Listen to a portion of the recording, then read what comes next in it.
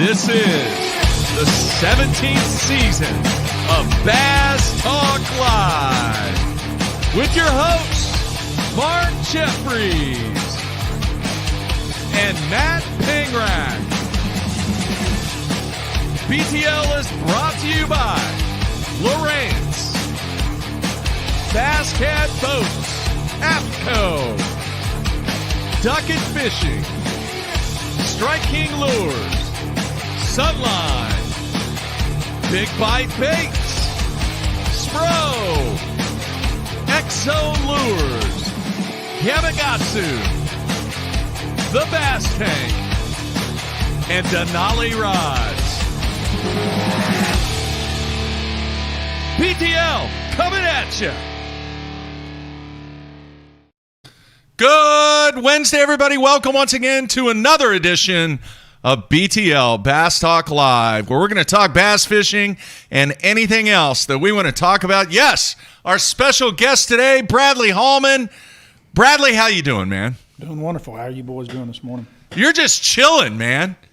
You're just hanging out. No, I've been sitting in front of this computer since we got back from Tennessee. I have done nothing but edit. I'm in like full edit mode. Join the club, Bradley. Like, I knew it was coming just because I wanted to get some stuff turned around, but some of that stuff, I ended up running like 3 cameras the last event, literally 3 cameras on my boat, which leads to a whole lot of editing. And yeah. I'm not a guy that can run on looping, record on looping, because I never remember to push the button. I don't care if it's a 7-pounder. I promise you I will forget to push the button so that it's gone, you know. So I have to run all 8, 9, 10 hours, whatever it is, of video, and then I have to go through and edit 10 hours of video. Now I'm doing that is a massive file. I'm just proud of Bradley that he can run 3 cameras. He knows what looping is, and he just said he's been at home editing. I mean, he doesn't even realize how far ahead of the game he is from just a couple of years ago. And he's dropping the videos. Go ahead. You just dropped on your Bradley Hallman Fishing YouTube channel the day 1 of Pickwick, the open that we just got back from. And if you follow Bradley on Instagram, you will see, and we've told the story on BTL. I did not know he documented this. Oh God, we're in the wrong house. so that is 100% worth going and watching all that. It also goes through why I don't eat fish before the tournament, and then Brad's first day on Pickwick. And then I also just dropped my first day. See, I'm behind you, Brad. I just dropped my first day of Douglas. That is out on the BTL YouTube channel. I dropped that last night, and that is where I had to take my co-angler in and call 911. And then it turned into a coal fest at the end of the day.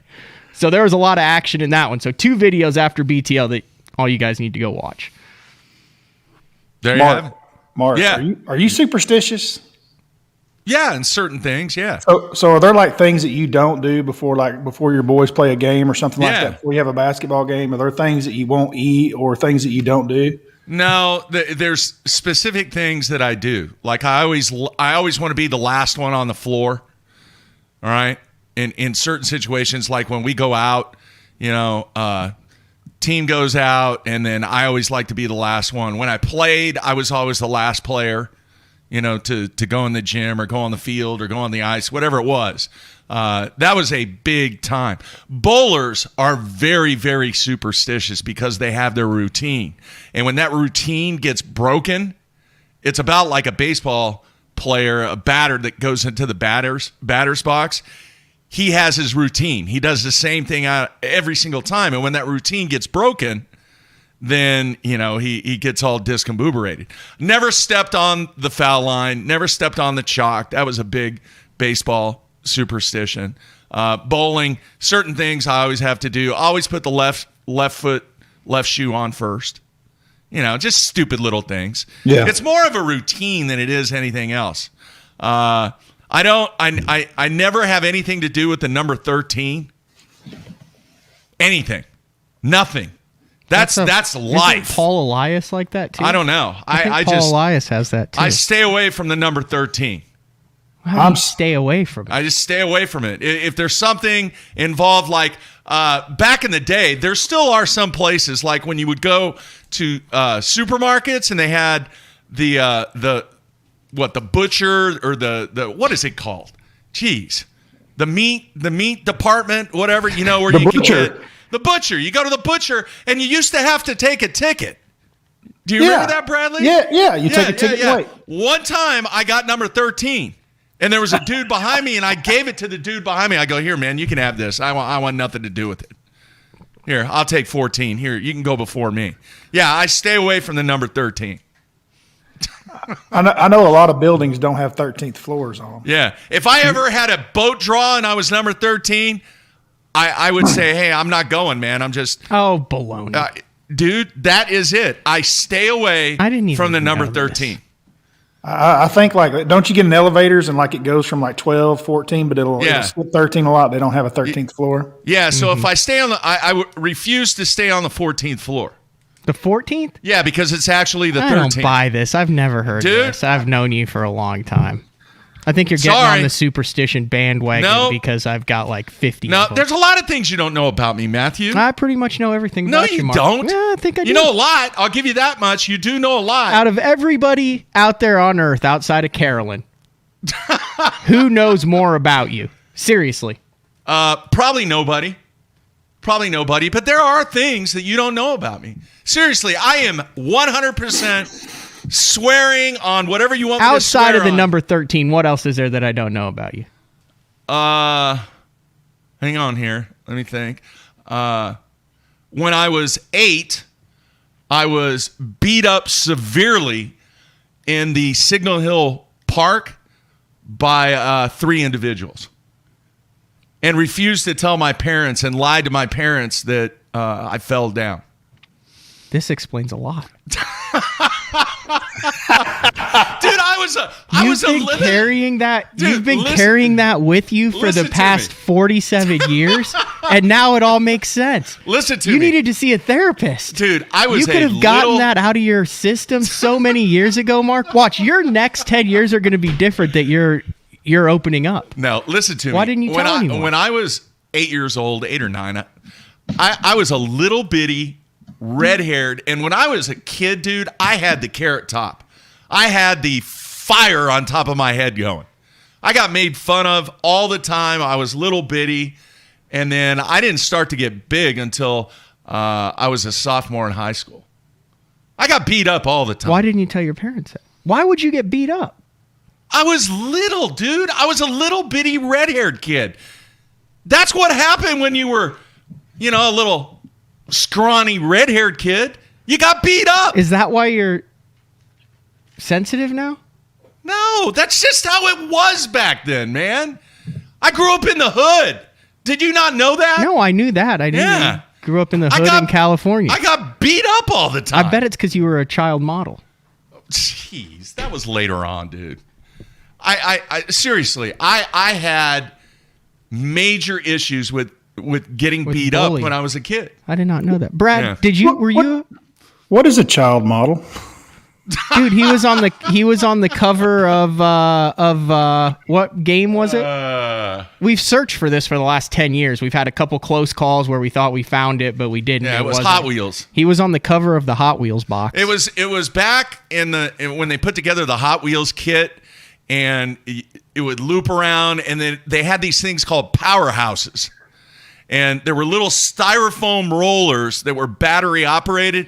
When the Hot Wheels came down and it went through the powerhouse, it would shoot out the powerhouse with these styrofoam wheels that were on the and inside. he was on the cover of that box enjoying the Hot Wheels. Yeah. And a couple magazines too, right?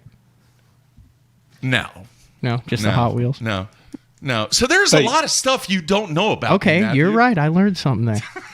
Were you like that, Brad? As a kid, were you?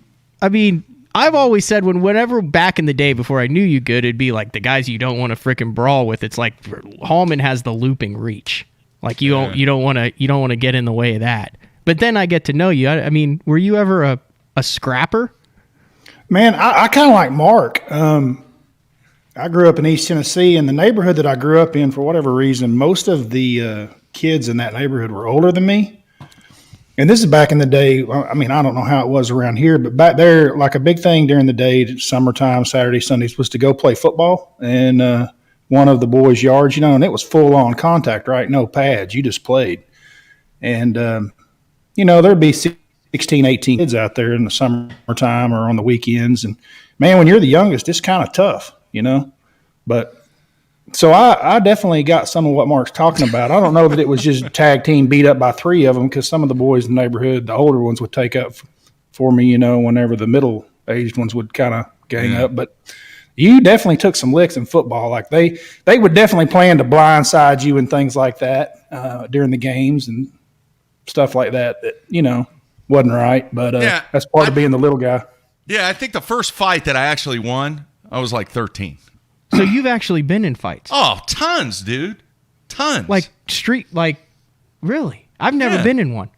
I mean, I've been in some hockey fights, but I've never been in a fight outside of hockey. Yeah. Yeah, quick story, real quick. Part of the reason why I didn't want to tell my parents, because my parents were like angry parents, my adopted parents. They were like, We're getting deep here today, Mark. They were into the revenge thing. I'll do whatever I got to do to protect my kid. All right. And that was kind of the way it was back in the late 60s, early 70s. Anyway, the one dude chased me home from the park that I used to play basketball in. Chased me home. I got to my front porch. My mom opened the door. And as soon as she opened the door, this dude looked at me and punched me right in the face. And I started crying. And my mom was freaking pissed, all right? Now, God love her soul, all right? But you know what she did? She left me standing there crying, and I go into the house. The next thing I know, she is trying to catch this dude with a butcher knife, okay? Oh, my gosh. Chasing this dude down with a butcher knife, all right? But that's the way things were back then. Dude, my neighborhood was brutal. It was brutal. Right now, she never caught the guy, and then she came back in and she kind of settled down a little bit, and Okay, you're right. There's a lot of stuff that I don't know about you. This started with superstitions, ends with your mom chasing a kid with a butcher knife in freaking inner city L.A. So it was a rough neighborhood, man. That's why I busted my ass the way I did to get out of there, man. I'm telling you, I've just been coddled. It was rough. Now, the rest of the story is eventually there was a recreational center, and I don't know, it might even still be there in Signal Hill, right, which was a city inside of Long Beach, that I actually became not friends, but kind of friends with 2 of the guys that beat me up when I was a little kid, because they still hung around, because we had a city softball team, slow pitch softball, that traveled around and played other inner cities, recreational departments, and we were actually on the same team.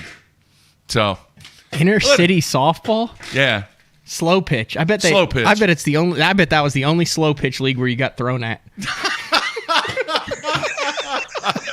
Dude, I'm telling you, there is a lot of stuff you don't know. I had a rough childhood. I tell people, I'm from California and all that. Dude, it was rough. It was brutal. And that's one of the reasons why when we were in San Diego on vacation a few years ago, I took Mark and AJ, my 2 boys, by the house that I pretty much grew up in. And the windows were all knocked out of it. There were crackheads hanging around. And they saw the neighborhood that I actually grew up. And Mark turned to me and he's like, there's no way I'm going to end up like that. Were you trolling around for those kids that beat you up to see if they're still hanging around? No. Because you had AJ with you. He's like 6'5", 260, straight muscle. No. So, yeah, man, there was, I'm telling you, there are a lot of things from me growing up that you just don't know about me. A little bit. But, dude, I when I turned 13, that's when I turned into a badass. Do we need to do a 20-foot deep on Mark Jeffries? The early years. Yeah. That is when I finally won my first fight. And it wasn't like blood and guts. The dude started picking on me, and I just kind of started wailing away on him.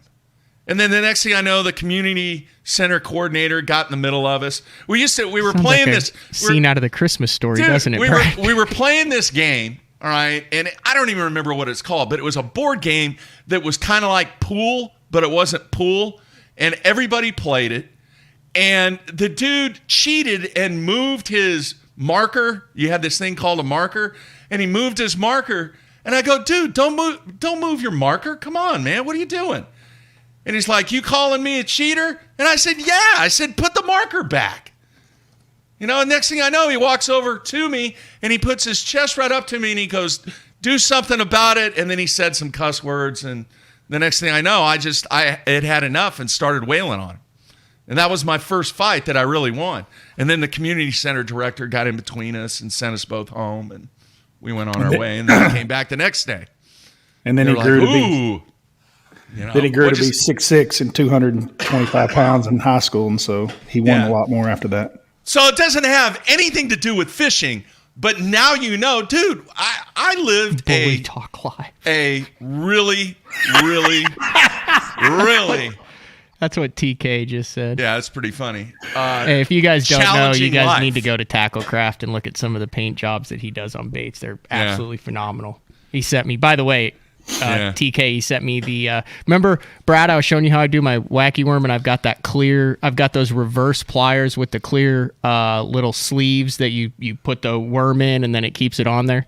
Yeah. TK sent me some of those. They're phenomenal. Like, you get 6-7 fish out of a wacky worm with that little ailer fly hook. Yeah. Anyway, sorry, I didn't mean to derail it. Just get a little bit of fishing in there in the first 15 minutes. But you know what that first thing did? And Charlie Hartley's over on the other instant feedback. Charlie, we'll get to that in a minute. Oh, we got to do Charlie's past. We could do six shows on that. Anyway, we're going to kind of leave this alone now. But somebody said, wait, Mark was a badass?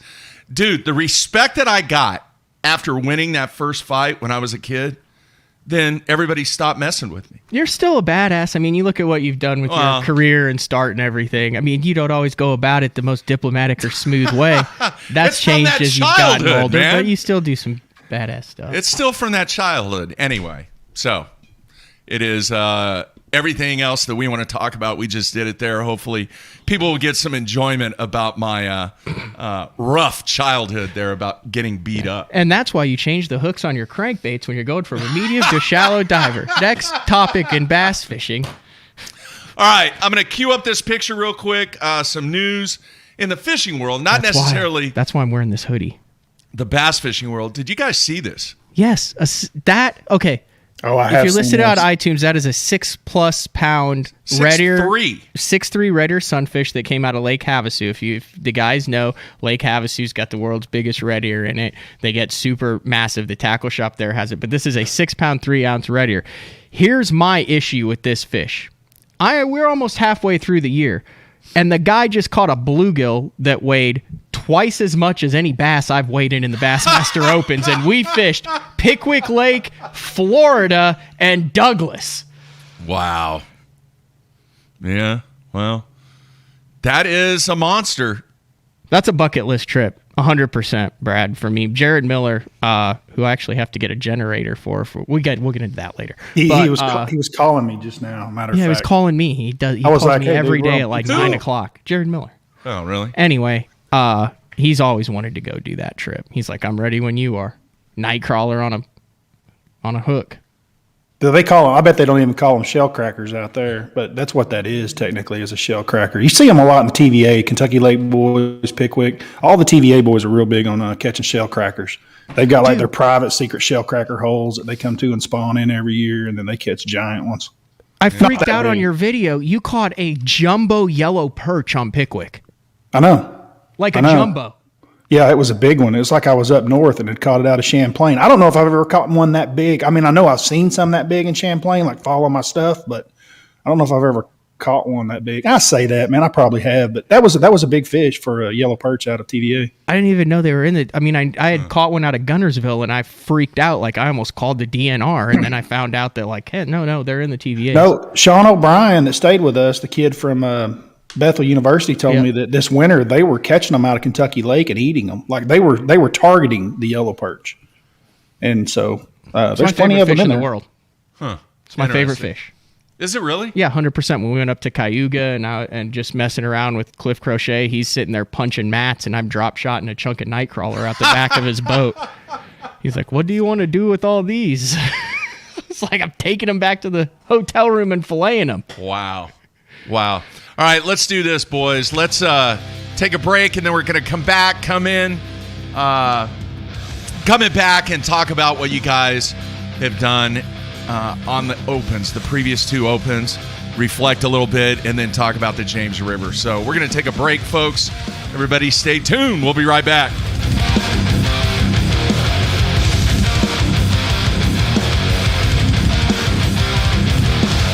The ultimate fishing system starts with Lowrance Hds Live.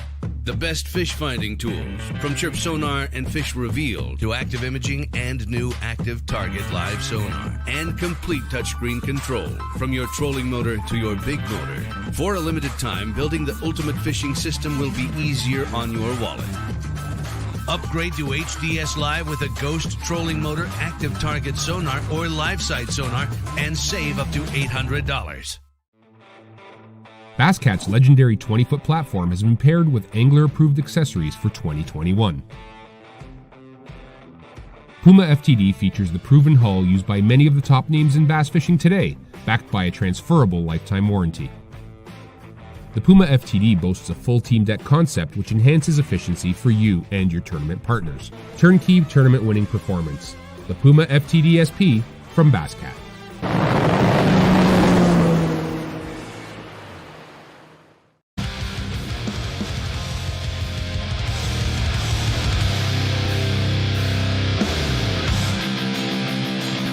Let's face it, fishing electronics are no longer an afterthought. They've become a necessity.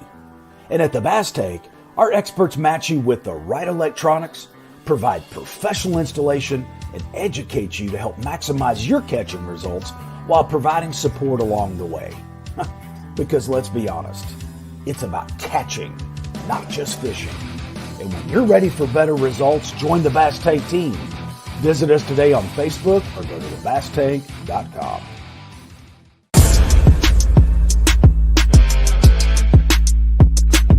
You've been waiting all week for this, and Sunline wants to make sure you're ready for it with bulk spools of all your favorite fishing lines.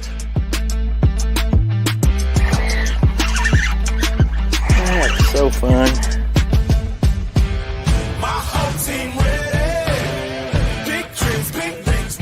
Bulk up with Sunline.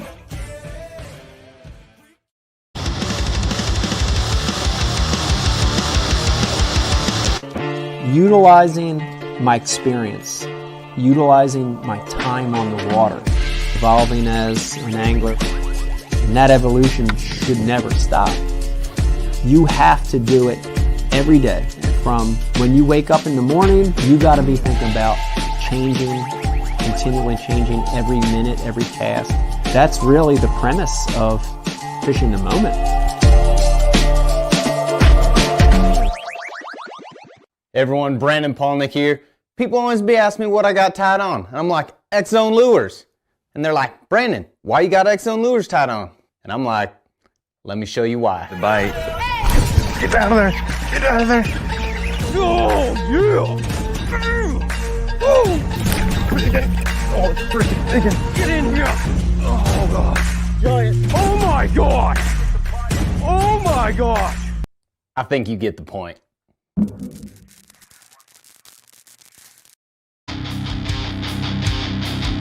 All right, we are back with our special guest, Bradley Hallman. And real quick, a couple of things, and then we're going to dive into Matt and Bradley's performance on the last couple of Opens. One, I screwed up. I'm human.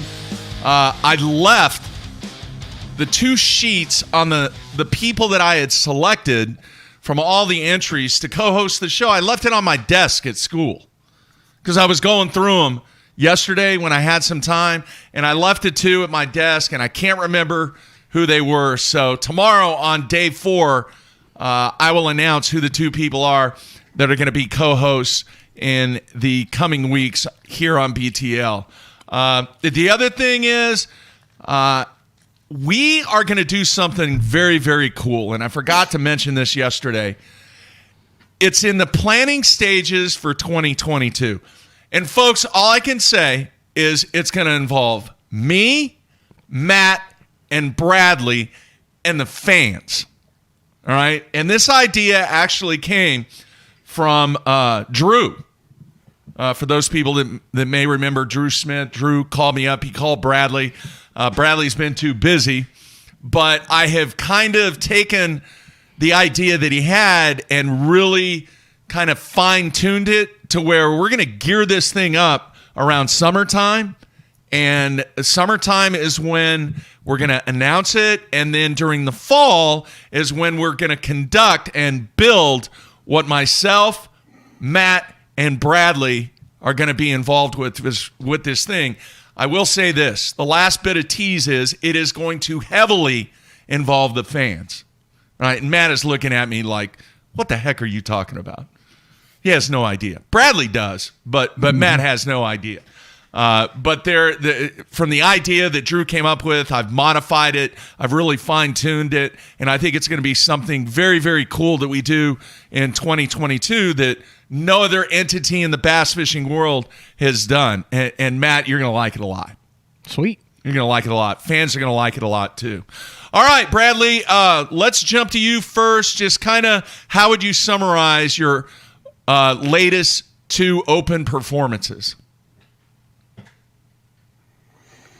Start off with, you guys are freezing on my camera a little bit. So if I'm freezing, hold up your hand or something if it freezes up for a second. But, man, the last 2, Florida was so bad. And I came home with a gun to my head after some decisions that I made there, the reasons that I made them, how I made them, and the finish.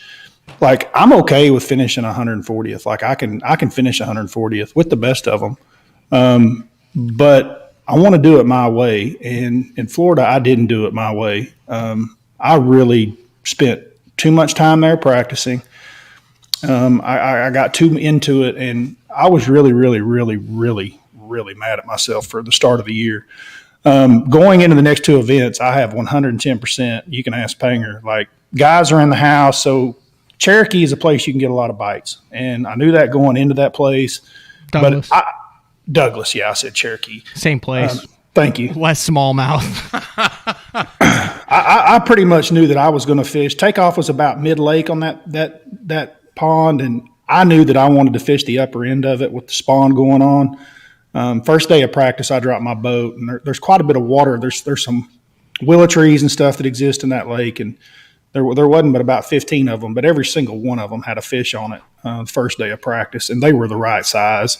And so I really just committed to fishing shallow, the upper end of that pool, and then I had a little bit of sight fish stuff going on closer back towards Takeoff as I would come down throughout the day. So timing-wise, I really liked my game plan.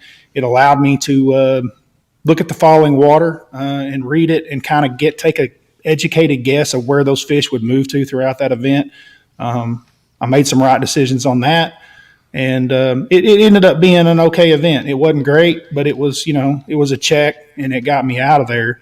It was tough in the house because our house with all the guys we've got, we're all so close. There's a lot of talk, and all those guys were getting so many bites in practice. It was tough to stay the course for me because I'm getting 8-9 bites, keeper bites on a good day. Those guys are getting 50.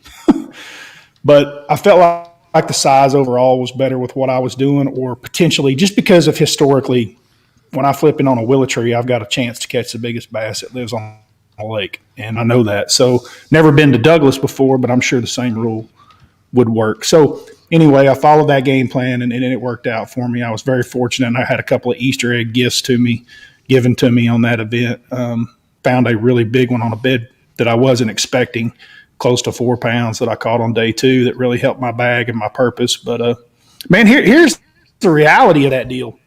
225 boats, and I think this is really sinking in with Matt right now because I'm really trying to keep him positive, and he's upset on Friday and leaving the event, and he's somewhere in the 50s and because he didn't cash a check. And I'm like, dude, these are still good finishes. They're not bad finishes, and, don't be so upset about them because – to cash a check, here's the reality. To finish 40th, or somewhere in the 30s, I mean, you have beaten 185 other anglers, 185 just to get a check. So if you stay there, man, you're really doing something. I mean, most events, you beat 185 boats. I mean, most events that we fish, you win the dang tournament. That's a lot. And there's a good combination of really, really good anglers that are there, combination of some of the best locals that live in the area, generally jackpot and fish, and then along with, guys that aren't, but it's still just fishing. And so guys that even are younger in the sport, I mean, they're hungry and they're trying and it's fishing. And in a couple of events, they're going to catch some fish and take up some of those spots. So it makes it very crowded, I guess is convoluted is the word. We haven't really talked about this on air, but let's just dive into this. So I feel bad about Florida because I feel like I kind of led you down the Lake Griffin wormhole with coming back about how many bites you were getting and how good it was down there. And we'd had a game plan going in, and then I was, you could go down there. So I feel like part of the reason you went down there was because I was sitting in the house going, it's 15 casts in a row. I shook one off, and it's an easy 12 pounds, and you can get out of Florida, and you're always around the boats. And I feel like that pissed you off that you listened to me, not like pissed off at me, but that you let my practice kind of affect your decision making, and you probably, had that turned out into a better event, would not have gone back to your roots and stuck to your guns as much as you have in the past two, where you have cashed a check, if you hadn't has been influenced by my poor decision making in Florida. Is there an element to that where you were like, what the hell was I doing listening to those guys? It wasn't just you alone. So Billy got a bass. Same thing. A lot of bites up there, right? I mean, he had a good day the first day in Griffin. Upshaw really felt like that there was a lot of stuff going on at Griffin that he could get bit too. But here was the thing, and here's the thing about Griffin, and you're dead on, and I've heard you make this comment before. You said, before that event started, you said, I'm not going to go in on a big giant grass bed with 40 boats on it because I have covered this sport too long, and this is what happens. There are guys, yes, in the top 10. There's 3 or 4 out of those 30 or 40 boats are in that grass bed in the top 10. But what people don't realize is that there's another 25 that don't catch crap. And I have witnessed that. And they're sitting side by side on the same grass stretches, throwing the same baits. Now, if you're Brian Schmidt and that's your wheelhouse, maybe you can figure something special out in there. But for the most part, even the guys that make the top 10, man, you can't tell me they're not just a little bit lucky. And the other guys just are a little bit unlucky. I mean, I know there's a sweet spot in there and this and that, and there's rhyme and reason to it, but you and I both have witnessed it. I've been part of it many times, and it's just not how I want to spend my events. And somehow I found myself up there in that, and I was just so disappointed, even during the tournament, within 20 minutes of being at Griffin, start the morning, I'm disappointed with where I am, what I'm doing, and it wasn't just you. I don't want you to feel like that, because it wasn't. It was a combination of everything. Plus, I got bites up there too. I mean, I went back the last day of practice, and I had 13 or 14 pounds pretty quick in that short day, and so that led me down that rabbit hole. But with what went on down south and some other lakes, and the way I'd set up the house to fish in a Apopka, I wish I'd have just stayed. I'll tell you how much it bothers me. This morning when I was in the shower, I was thinking about how long we were there, and I could have flipped every single blade of grass in a Apopka if I would have just stayed to my guns. Mm-hmm. But I didn't, and that show's over. But yeah, I agree that if it had worked out better, I wouldn't be as bent as I am about doing it my way. But now, I got the exact same feeling that I had in Griffin when I was down there at Pickwick. And this is part that I don't think anyone knows, is on that second day of Pickwick, I was probably the most spun out that I've ever been in a tournament practice. So much so that Brad was calling on me every hour to check on me. And then came over and actually got in my boat, which didn't help, because he said, "Hey, I'm going to show you how you need to fish this." And he looked at my trails and went, "Oh no, you're doing it right," which even spun me out even more. And I got that feeling of Lake Griffin there, like, dude, what am I doing any different here that's going to set me apart from the other 20 guys? Now, Brad figured out something that would set it apart, but for me, that was a nightmare the way, and that's how Joey ended up winning it, and there were multiple top 10s out of there and tons of checks in that mile and a half, and I gave it 10 hours and caught 4 fish and looked at my co-angler and said, "We're getting the hell out of here. I'm never coming back." But it was just weird how that was a different scenario where you were like, yeah, I figured out something a little different that I have confidence in it, and I literally went 150 miles the opposite direction. But that was a good call. Bay Springs was a good call. It was a player. I know it didn't work out to your best, but you didn't have enough time probably practice-wise. I mean, once you made that audible, you went down there to a place that you've never seen before, didn't know anything about. You probably didn't have enough time to really lock into what was going on down there. But I think listening to some of the better locals that I know on that place that were in the event, I was just talking to them in the mornings before takeoff and asking them about, Bay Springs and what they knew about it. And I think that the home run ball was sight fishing down there for largemouth. Yeah, 100%. I ran into another guy who had 15.5 on the first day, sight fishing. Yeah. Because I was locked down on a 4-pounder, and he came past, and he's like, "Oh, you found her. Good luck on that one. He said she's kind of a B word." And he goes, "I spent half my day on it yesterday." And after about 30 minutes, I realized this isn't happening on this one, but he was just cruising the banks. Huh. But I thought you could do 20 pounds of spots. I did 15.5, and I thought you could do 17 or 18. I ran out of time the first day because I started on a shad spawn and didn't catch a fish in an hour and a half.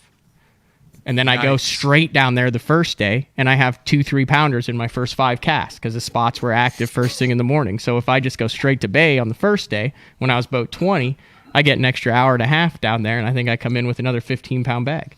Now, in your defense, they caught them overall as a field. They caught them pretty good because I saw you when I was idling out after weigh-in the first day, and you were fishing your very last spot right there to come in. And I just asked you thumbs up or thumbs down, and you were thumbs up. You were satisfied with what you had caught. The field just caught them really, really good at Pickwick. Pickwick fished very, very well while we were there.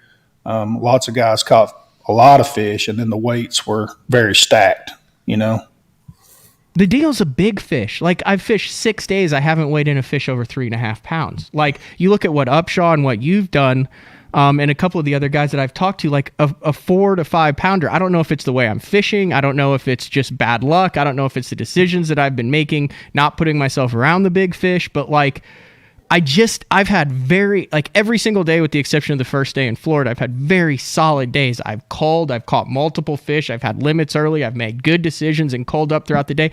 I just haven't hooked a big fish. And I missed a check by a pound at Douglas. I did lose a 3-pounder there, but not a giant. And I missed a check by 6 ounces at Pickwick. And I'm like, dude, like just a 3.5 pounder in either of those events.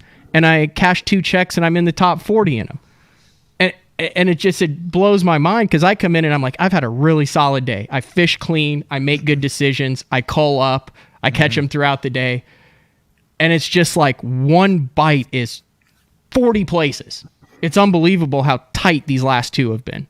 Yeah. And a lot of that is the field size. I mean, I've been doing this now with the opens for 2 years, these field sizes, and I'm still just getting my brain wrapped around what the actual reality of it is. I mean, it's spots on the lake. Like one of the spots that I caught them really made my tournament on day 2 at Pickwick. I didn't get on it until mid-morning day 2. Day 1, I tried to get on it twice.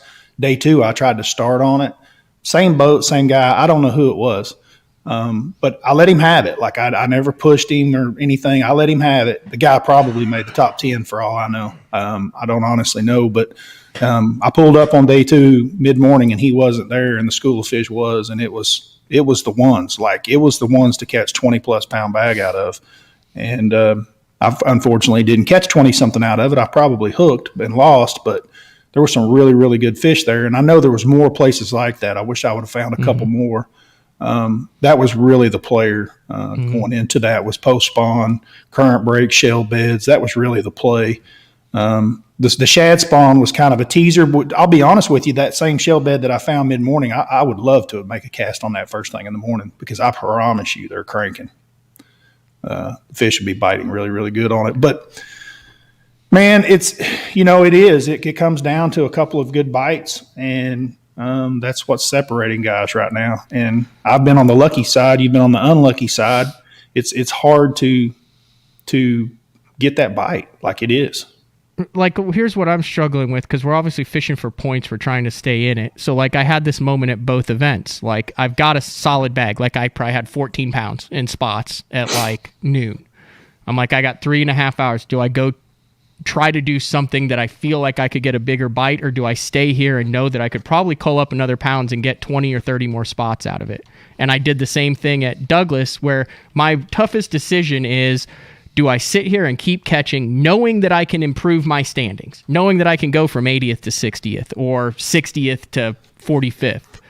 Or do I take that gamble and then at the end of the day not catch a bigger one and say, man, why didn't I just sit there and cull up? And so far, I've made the decision to stay on the fish and cull up, even though, 10, 15, 20 bites in a row have shown me a giant one isn't here. That's where I'm struggling right now. Like, I think that 19 out of 20 times that's the right decision, and the one time that it's not, man, you're talking about a short time frame, doing something that you don't know about, right? Like, you're going to try to find something in the tournament day, where 9 times out of 10, if I just stay on those smaller fish, or if you stay on those smaller fish or fish that you feel like you can improve on, how many times have we hooked a 5 or 6 pounder that shocks us in the middle of the fish that are biting? So it's 100% the right decision. Yeah, it's just hard to wrap your head around. All right, let me ask both of you guys one of the questions that I ask guys all the time. What would you have done different? Is there anything from a strategy or a tactical standpoint that you would change after you go back and you look at the video and everything that you've accomplished when you're putting these videos together? Would you change anything, Bradley?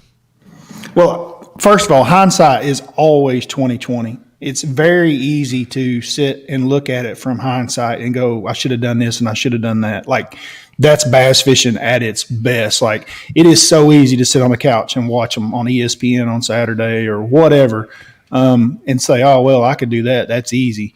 The name of this game is finding bass. That's the hard part, finding them. Everybody can catch them. Like, when you find some of those schools, like those TVA schools, they will literally eat a shiny hook. You don't even have to have anything on it. It's a matter of finding them a lot of times. So, I mean, what would I do different? Last couple events, like I said, at Pickwick, I wish I would have spent a little bit more time on some of those deeper shell beds. I spent a lot of time in practice. I devoted almost 3/4 of a day deep. And I wish I'd have spent that time that I spent then, that 3/4 a day. And I mean, I'm talking 15 to 25 on shell beds and stuff, or trying to find fish, ledges. I wish I would have spent that same amount of time in that 5 to 15 foot. I think it would have been a lot more productive. I went too far off the edge. I went too deep. Those fish just weren't quite there yet. And that's what I'd have done different at Pickwick. All right, Matthew? Man, I've gone back and, looked at my footage and everything, and just like I like to complain, I'm, 1.5 pounds from the top 40 at Douglas, 6 ounces from the top 40 at Pickwick, you can also go the opposite way on that and say, man, I was only 2 pounds away from 100th place and 1.5 pounds away from an 80th place. And you look at the difference in that, and I've watched and I said, man, I've made some really good decisions to maximize the fish that I was on. The only thing that I would have probably done different at Douglas was realize that there were more smallmouth that were spawning in the little stretches of deeper pea gravel than I realized. And I was super focused on the rock. And I went back through all of my footage, and I didn't realize that the largemouth were spawning in that rock, in that 8 to 12 foot range, outside of where the water was fluctuating. So on day one, when I'm catching all these fish, every single one of them is peeing, like just a solid stream. Like those were fish on beds. And I went back and just lived there on day 2 and didn't really cross my mind. Like, dude, I freaking caught these fish already. Like they were here, they were in this rock, they were in this, not because they were living there, but because they were spawning. And I passed up a lot of this pea gravel stuff where I got a couple really nice smallmouth bites and lost a smallmouth in the tournament. I think if I'd gone back, given myself a couple hours really picking apart the know-nothing looking banks that you were talking about yesterday, I maybe could have upped my weight there. But like I said, other than that, I mean, I've been living on a freaking razor's edge. Like, I mean, bad decision from being 100th, good decision from being in 20th. All right. Hey, I want to let everybody know, I'm not trying to disrespect either one of these guys, but I've been texting with an individual that I wanted to try and get on the show next week because some people have mentioned it on both the instant feedback and on the YouTube comments. And Mike McClellan has actually agreed to come on the show next week. Is he going to talk about his injury? He is going to talk about his injury. He's actually fishing the pro circuit next week, but he said, hey, I will make time to come on the show and talk about whatever you want to talk about, even bowling. So there you have it. We will get Mike on next. I have no idea what happened. I don't either. Did he drop a ball on his foot? I don't know. I didn't even know he was in a boot. I didn't know it was a... Twist his ankle in the gutter? I have no idea. So we will get Mike on next week, and he can explain what happened with his... whatever happened on the bowling center, lanes, whatever. So there you have it, Mike McClellan. All right, let's talk a little bit about the James River. What do you think, Bradley? So I spent all this time editing, and I just been taking this year week by week, and I honestly have never been there, and I haven't even hardly pulled up a Google Earth map of it. So when we get done with the show today, that's what my day is going to consist of. It's going to be a day crammed of research and what all I can find out about the James, and hopefully pack, get laundry done, get the truck packed, the boat packed. I'm going to stick to my guns. This is a river system, even though it's a tidal river system. I hear that it's very difficult to get around, which sounds exciting to me. We'll pack the extra lower unit in the truck, and we'll try not to tear anything up this week. But I generally enjoy river systems. Fish live shallow. It's got grass in it. I'm excited about all that. I don't know how much this thing will relate to the Potomac, but obviously I spent a lot of time on that place. The biggest things we've got going right now is like Matt and I don't have anywhere to stay. What? I've been 3 days. For 3 days. What? This is serious. I've been booking all the houses, and let me tell you, it's been a fiasco. We hadn't talked about this, but we actually stayed in the wrong house at Pickwick. Like moved in, spent the night, slept in all the beds. And you guys did. I didn't. And then Panger comes the next day, and he's sitting out in the driveway at 2:00 in the afternoon, and a lady drives by and says that she is the manager of the place and that we're not supposed to be there. We were supposed to be across the street. And so, yeah, we slept in the wrong house for a night. So my goodness. Things have been a little rough. I did book for the tournament days. I've got a camper out in a pasture with no electricity. So, like, we're trying to fumble and get generators right now. That's what he's talking about, the Jared Miller deal. We're going to borrow a generator from him. I've been trying to buy a Honda, and I can't find one anywhere because it's kind of like your plywood situation. The whole thing has kind of been a fiasco. But so, yeah, like the first few days of practice, we don't even have a place to stay. What are those dates, Brad? If we're unashamedly seeing if anybody has a place, do we need Andrew with us too? So 3 boats? Yep. It'd be 3 boats for this upcoming Saturday night, Sunday night, and Monday night. Within an hour of the James River, I'm willing to drive. We have a place to stay starting Tuesday, May 11th through the event. But before Tuesday, May the 11th, we do not. And it sounds like we're probably trying to leave on Thursday. So yeah, May 8th, 9th, and 10th. We'll be gone daylight to dark. You don't have to feed us. Don't do anything. It's just we got 3 boats, people. And it's me, Brad, and Andrew. Yeah. We're kind of in a pickle because I'm sure there's not going to be much left. But anything down around the Chickahominy, I think, is where we're kind of headed that direction. That's why I didn't book the place because during practice, because I knew we'd probably want to stay somewhere else, a different part of the river system, but for practice because it's such a long drive. But anyway, we will figure it out. The wrong house was crazy, Matt. How'd you get in? A lot of people want to know how you got in. Well, the manager, it's kind of the property manager. The 2 houses are both managed by her, so the other one is a VRBO as well. But she's got the same key code for both keys, for both houses. Oh, okay. So when they said, hey, go to this house, it's a 3-bedroom, whatever, it's right here. Oh, there it is. The key code works. And the address on VRBO is incorrect. Although the address on VRBO is different, it's not the house we were supposed to be in, but it's not the house we're staying in. It was right in between. And so it was like a 183, and we were supposed to be in 185, and we slept in 180, something like that. But There's not addresses, like there's nothing on the house that we stayed on. There's no marking. And she did send me a text of the actual address of the correct house, but she sent it to me at like 1 o'clock the day we were supposed to check in, and I had already screenshot a week before and sent to all the guys the address on the VRBO. So there's multiple complications there that led to that. And absolutely the key code being the same to both houses could have fixed that because we wouldn't have gotten in. I do have some motivation though for the James. So John, his like life parallels me. He like played hockey, he's dating a barrel racer, he fishes. He's fishing the event, but I've kind of chatted with him. I met him down at Douglas. He fishes a co-angler, and then chatted with him a little bit about it. And he's from there. This was his advice to me. I'm going to read it right now. He's actually sent it to me this morning because he knows I'm a little nervous about the James, right? Because Jared Miller's fished there before. You know what Jared Miller's advice was? Do not run to your starting spot until the first morning of the tournament, or you will be freaked out about everything you have to run through. Okay. Really? That sounds horrible. He's like, there's battleships and all sorts of stuff. So this is what John said. He said, this sounds super Clunnish and corny. Super Rick Clunnish and corny. First thing you have to do is change your mindset. The entire trip here, just envision your rod getting bent mushy with that BFE. Heck, set the thing in your center console like I do. Your next cast here can literally be a 4 to 9 pounder in very little water. You'll do fine. I like the very little water part, and I love the BFE part. I'm down with all that. So there's the motivation there. Positive attitude. We're just going to go down to just cast, catch, count, and mount. I don't know about the 4 to 9 pounders, though. Apparently there's monsters. I said 12 pounds, and I got like 7 people that were like, dude, you need like 20 to even sniff a check. Yeah.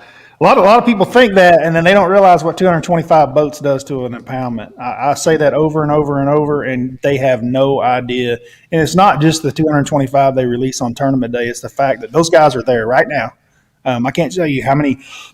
There's probably 150 guys right now. Right now. They're there right now. With co-anglers, so 300 people. They're setting the hook because the tournament's a week out, and they're trying to figure out where the good ones are. That's right. And then they run back to something they found today on tournament day, and they're like, I can't believe they're all gone. Yeah, well, they are. They've all been caught. Let me get something crystal clear here, because there's a lot of chatter on the comments and the instant feedback about people wanting to help you guys. All right. And I'm not talking about catching fish. I'm talking about the rooms, generators, food, whatever it is. Sounds like we just went through a natural disaster. Okay. No, all it is we're going to a fishing tournament. We need a place to sleep for 3 nights. So if people want to reach out, do you want people to reach out to you? And if you do, Bradley, what is the best method to reach out to you to help you guys in whatever way that they want to help you out? Instagram or my Instagram or my Facebook. Just DM me or message me, and I think that's the easiest way. Okay, Matt, what about you? Instagram. All right. Just shoot me a DM. All right, there you have it. So, but probably shoot it to Bradley because he's way more organized than I am. Well, you're kind of the coordinator too, though. I feel bad. Bradley's been doing it. He gets the groceries before. He's got this whole deal. He's taught me how to I cut a. What are those? A tenderloin? Yeah, those are fillets. Learned how to cut fillets because he's got 3 kids, so he knows how to. 4 kids. 4 kids. So he knows how to buy in bulk, which I don't because I'm an only child. But he's got the whole system. He stops, he gets all the groceries, we get there, he moves in. I do some of the cooking he does, but I feel like I need to pull my weight more as far as like getting some of the stuff as we get there. But then you get there and Brad's got it all set up. He has taken over as the head. I can do the Sam stop or wherever I stop in wholesale. Sometimes it's Food City and that's not a good deal. But if I can hit a Costco or Sam's, man, I know those stores so well and kind of the diet of what everybody eats and what we're going to cook. Like last week, I did that stop in less than a half hour. I stopped in Conway, Arkansas at 10 minutes before 9 o'clock at night on my drive. I was out of there by 9:30 and back on the road, and I got to Pickwick at 1:30 in the morning in the wrong house and unloaded all the groceries and put them in the refrigerator in the wrong house. But, I've got that system down pretty good grocery-wise. I mean, we're eating on $62 was the bill last week for everybody, $62, and we're eating filet mignons and I mean, it's good stuff. And I got sandwich stuff. That's breakfast, lunch, and dinner. All 3 meals for everybody. So it works out pretty good. That's cool. I see JD on there with the JD Murray season. We've actually filmed a bunch of that. I guess there's probably some more stuff coming out on your social media channel. But like, dude, JD sends us like spices, Texas beef rub, sweet and spicy, and sweet and savory, and then has even set up a deal on JD Murray's JDMURYS.com. He's the one who owns a tackle shop and kayak shop in Illinois, to where you can get free shipping on orders over $12.95 if you just use the code BASS. So he's helping Brad and I out with all the seasoning and stuff, and then I'm bringing the Traeger. Brad's bringing the smoker, and then we're feeding it for everybody. But the stuff is legit, so go help JD out, just like you support everyone else in the industry who's doing their thing, and buy a bottle or two. I would recommend the bottle of sweet and savory and sweet and spicy, because they're totally different, but they're both legit. I have the brisket video coming. I was always scared to drop the cooking videos on my YouTube. I've gotten a lot of feedback. The guys are like, "We don't care, man. Throw it out there." So they like want the smoking recipes for the brisket. And we did a brisket down in Florida, and I've got all that. I've got to get to that video. But dude, the JD Murray's was money on that brisket. Yeah. No doubt. Just when you check out, just code BASS, BASS. That's as simple as it can get, and you get free shipping on it. So it's basically just like buying the bottle in the supermarket with the free shipping. All right, let's do this. $12.95. Let's do this. Let's take our final break, and then we'll come back and wrap things up here on Wednesday. All right, everybody stay tuned. We'll be right back.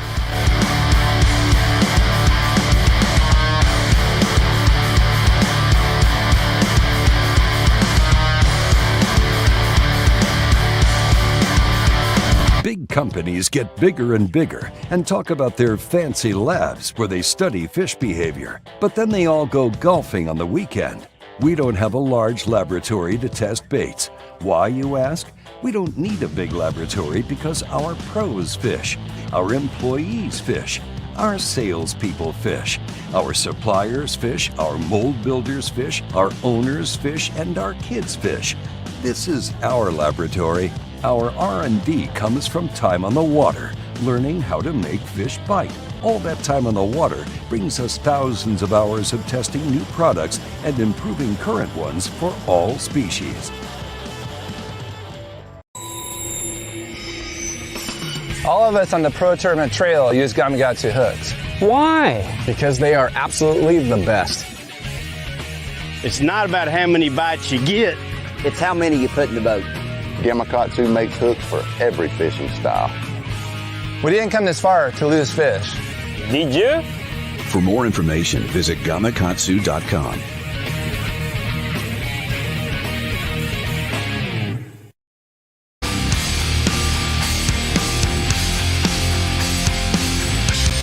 Pro-inspired, pro-designed. Tested and proven by legends on the water. Dominating the tournament trail for over 50 years.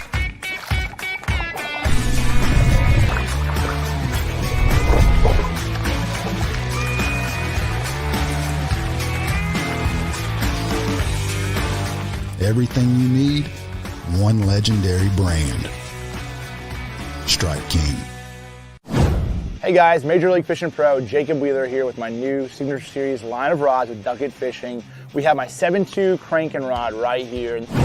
Crankbaits can be very fickle, and having the right, having a lot of tip can be too much, and having not enough tip can, lose a lot of fish. So you really got to be careful. If there's one or two techniques that I'm really adamant about having the perfect action is a crankbait, especially like a square bill, a DT6, those medium running crankbaits in the springtime when those fish's mouth are pretty tough. That's when I'm really on top of having my actions just perfect.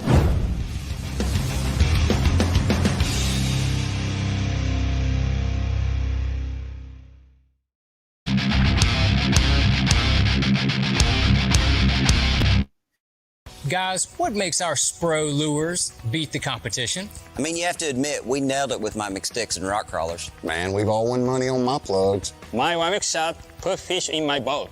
One thing's for sure, we all count on our Spro lures to beat the competition. Designing cutting-edge baits with some of America's top anglers. Spro Lures beat the competition. To see the entire lineup, visit a retailer near you or spro.com.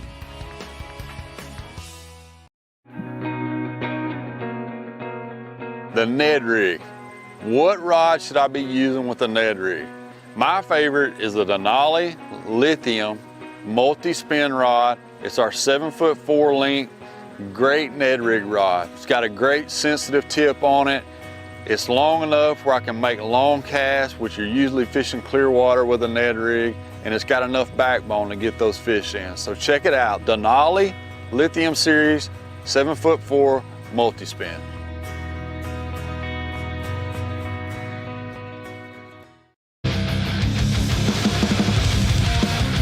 All right, we are back on a Wednesday, wrapping things up with our good friend Bradley Hallman.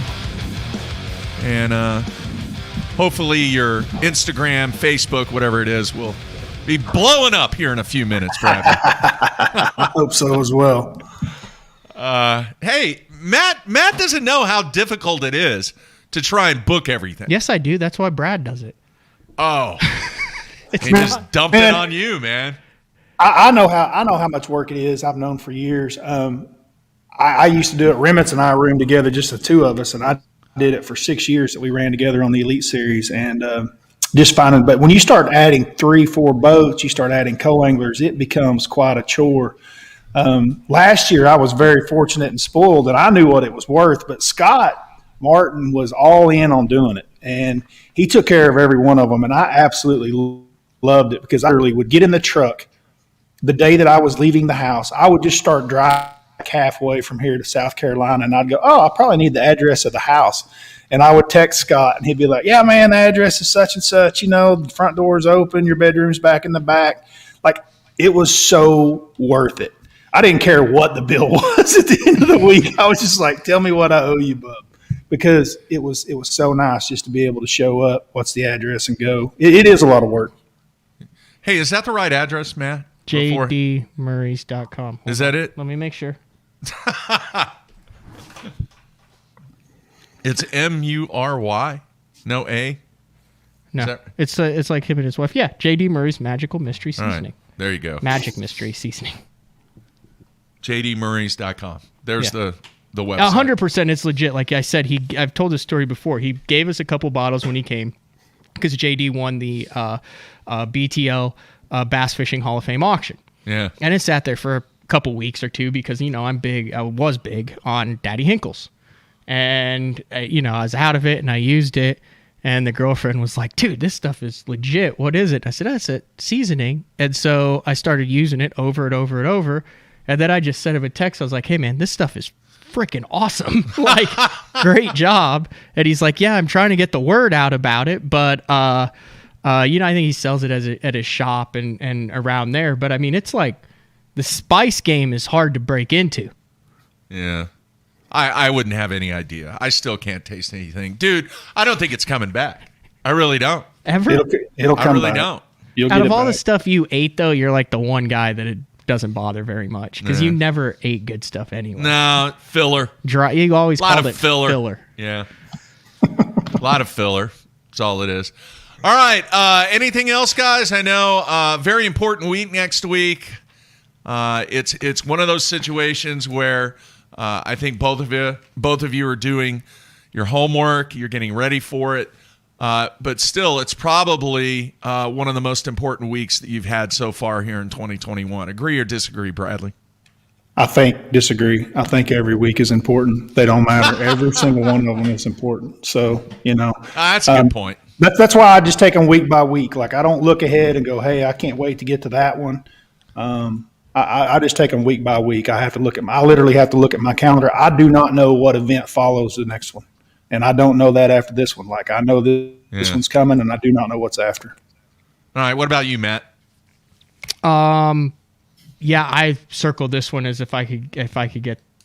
This is the one that I have circled as a very important event for me. Like they all are. Like, I've had that realization too, Brad. I've talked to you about it. Like, it doesn't matter whether you have a bad day on day 2 of the James or day 1 of Florida.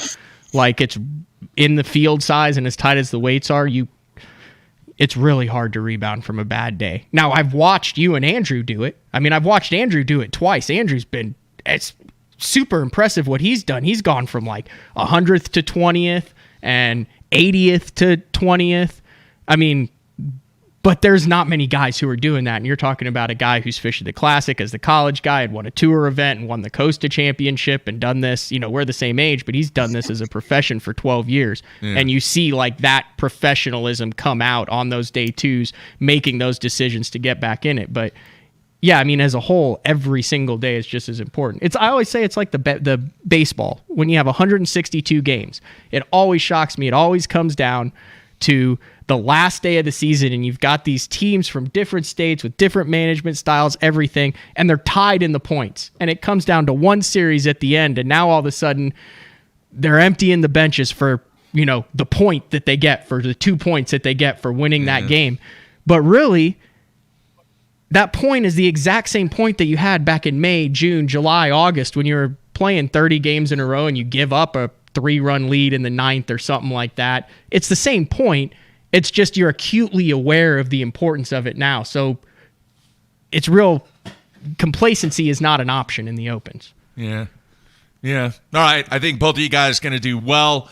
Obviously, folks, make sure you follow what they're doing with their video series. Your next one will be out today or tomorrow? Should I put them out back-to-back days, or should I space them out a little bit? It's up to you, man. I think people want to see it. Yeah, I need to throw the Douglas one out. I'm wrapping it up now. It's a really cool one. So it is good. It's my 20-year-old Japanese angler on day 2 of Douglas, who did not speak any English, was over there to become a pro. Very entertaining. Yeah, he was awesome. Yeah, that was one thing I was going to. That was one thing I was going to say, is that we've just got so much going on. Matt and I both do. Off of the water, along with on the water videos and stuff, guys. You guys really need to be checking some of that stuff out and following along, because I know that Matt and I both have put a whole lot into it. I've got different camera angles that going on my videos right now that don't exist anywhere else in the industry. They are on my boat alone. I'm sure it won't be long before they'll do a Mark Jeffries to myself and copy me as well. But it is the future of bass fishing. Some of the angles that I've got. Lots of editing. I'm getting better every day at it, and they're stronger and stronger.